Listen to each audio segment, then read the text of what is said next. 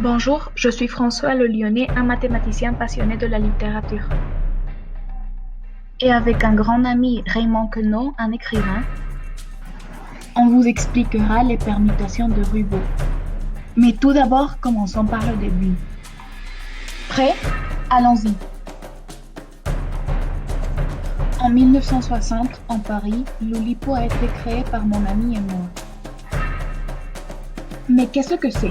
Nous sommes un groupe littéraire qui cherche à expérimenter et découvrir des contraintes formelles pour créer de la littérature.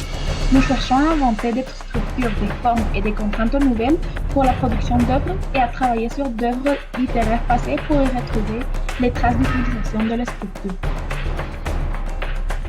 Nous nous réunissons un jeudi par mois à la recherche de nouvelles formes poétiques ou romanques et nous publions régulièrement nos travaux dans notre collection appelée la bibliothèque Ouletienne.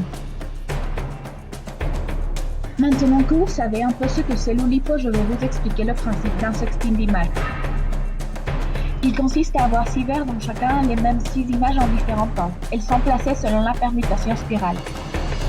Au lieu de lire les chiffres alignés sur la droite verte, on les lit dans l'ordre sur la spirale. On remplace 6 par n et on considère de même le spiral de la figure suivante. C'est une permutation spirale de n éléments. Si elle redonne l'ordre initial, lorsqu'on le fait n fois, on dit que n est un nombre Queneau.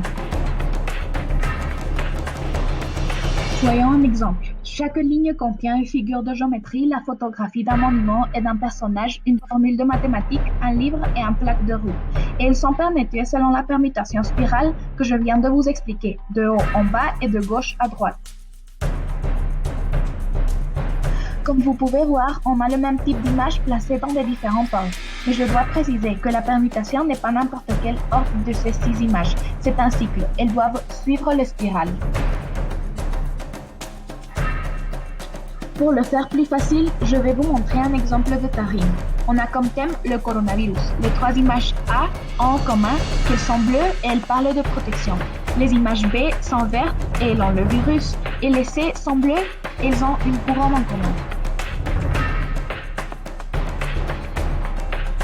Avez-vous trouvé cela très difficile? Pas de problème. Je vais vous montrer un autre exemple de contrainte mathématique pour traduire un poème. Le carré latin.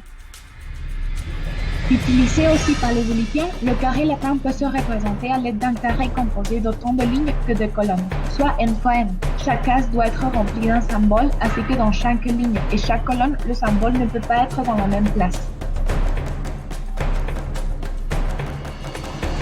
J'espère que cela vous a suffi pour comprendre. À plus tard.